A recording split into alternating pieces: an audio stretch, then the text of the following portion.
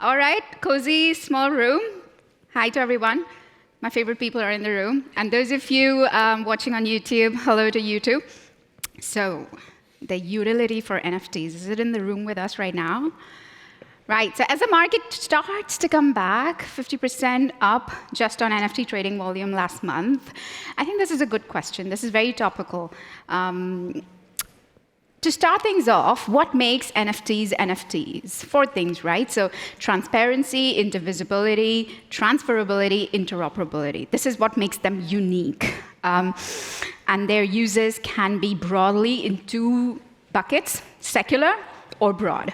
When I say secular, these are limited to ecosystem or NFT projects. When I say broad, these are applications for humanity at large. So secular could be staking, exclusivity, redeemable benefits, stuff like that.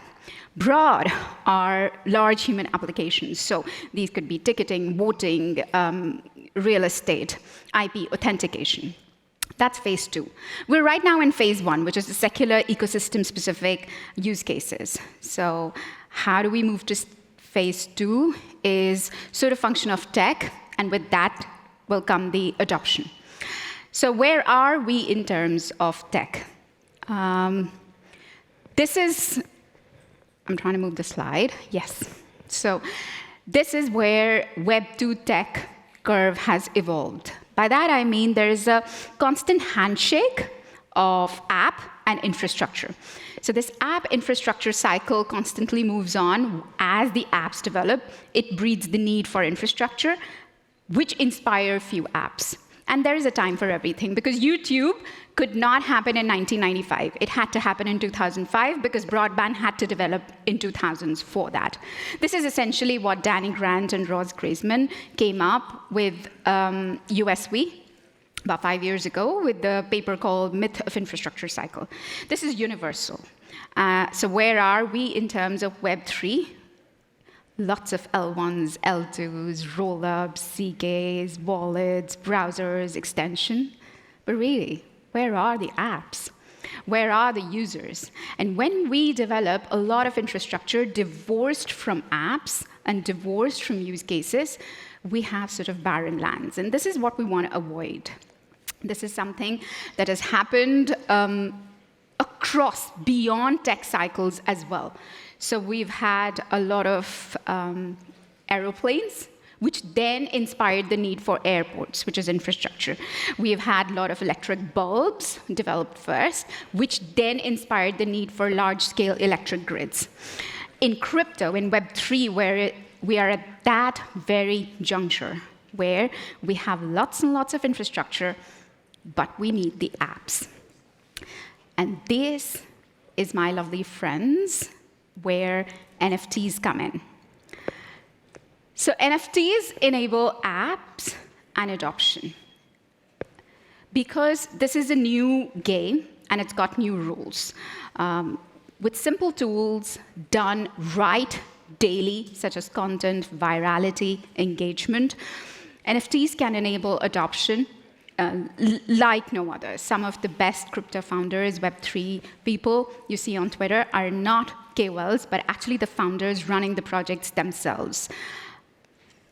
So a little bit more. In terms of my mental model, the way I look at it is that the first wave of Web3 was largely designed around the fungible tokens. So all of the games were, the core asset value accrual came back to their fungible tokens.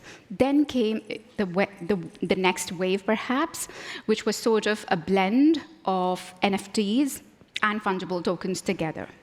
And we're gradually shifting to a place where the top designer, where if you remember in the 90s, early 90s, the top game designers would put a banner on top of their websites and would actually raffle iPods to the players. You know what? NFT giveaways and NFT raffles are not very far from that. So we are coming to that phase, that third phase, where we come to a sort of NFT factory model. So a little bit more on that.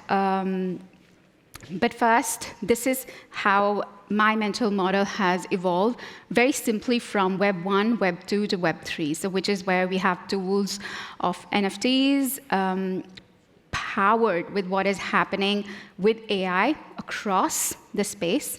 This is something we've used in our own products and platforms as well, as I'll double-click on in a minute, especially with our NFT platform More and our AIGC tool.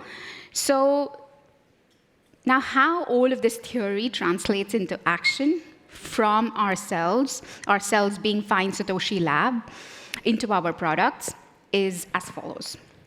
So the first point of contact is bells and whistles, of course. Gas Hero.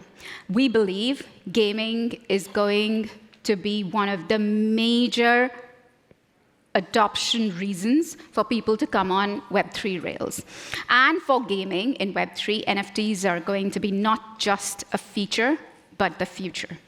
This is where our new game called Gas Hero will play. It's at the intersection of social, Web3, and strategy.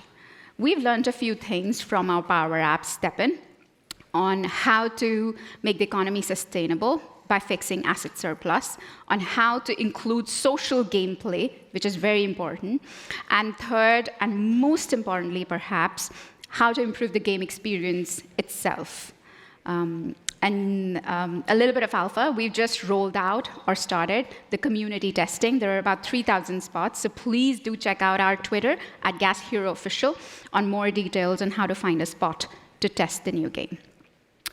The second one is More. It's an NFT platform. So the way we think of FSL is a combination of front-end and back-end applications. The front-end applications are the ones that face the users, the consumers. So, which is where we have Steppen in lifestyle space, which is where we have Gas Hero in gaming space, and there is something coming up on social space next year.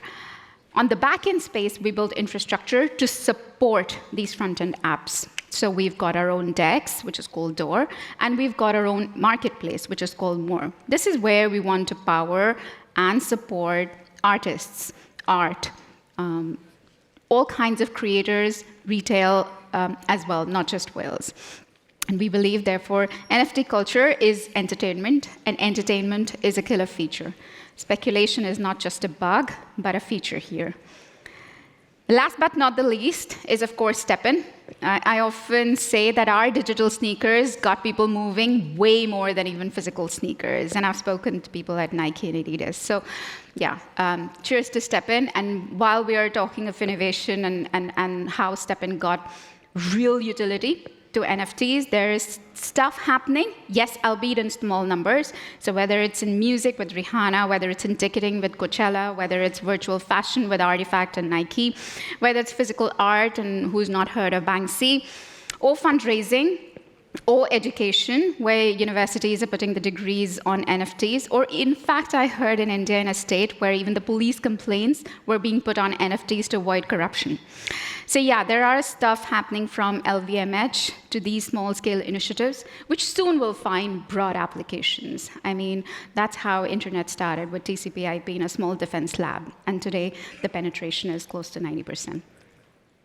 Talking of penetration and adoption, yeah, everybody's feeling a little bit glum till a few weeks ago. Of course, not Solana community anymore. Yeah, we love the price action, of course.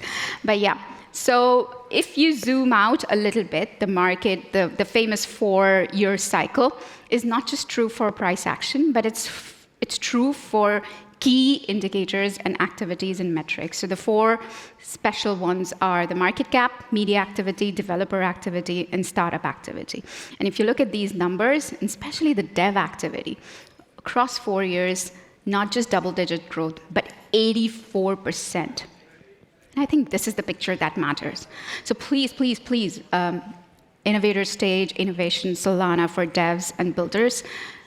Builders of all the people, builders are the ones who should not be discouraged by markets, by highs and lows. I was just actually debating with one of the senior people here. And market cycles are true to humanity, to human nature. What goes up must come down. What is down must go up, whether it's automotive industry, whether it's financial industry, whether it's any industry, whether it's geopolitics, whether it's countries, whether it's wars, whether it's life itself, life and death. Cycle is a fact of life, and history time and again has taught us crypto is just a blip on the horizon, just a drop in the ocean. So cycle is, if it's cyclical, it's true, it's good. That means it's not pumped up, that means it's not fake, that means it's organic. So let's embrace the cycle.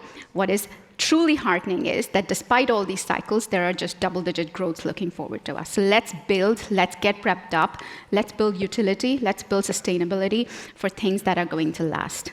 So what to build? As you can see, we believe we're betting on the fact that crypto's consumer moment is coming. Yes, it may take time, but we need to build. So whether it's gaming, virtual worlds, messaging, fitness, education, collectibles, fintech, shopping, most of the apps either are going from Web 2 to Web 2.5 model or dipping their toes in Web 3. So Sugartown, for example, with their free mints already, I think they minted 3,200 ETH, so about $5 million. Not bad for a free mint. So that's a game from Zynga, right? So if AAA games are entering and doing so well, that's good. That's not competition, that's expansion. That's what we need. And that means that people are paying attention. And not to mention, of course, BlackRock and the liquidity these guys are going to bring. So with that being said, if crypto's consumer moment is coming, are you guys ready? Because we at FSL this is our suite of portfolio with Steppen, with our DEX Door, with our NFT marketplace More.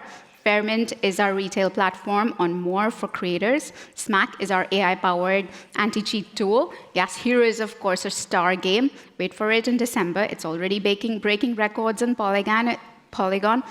It's the volumes are more than top 5 collections put together.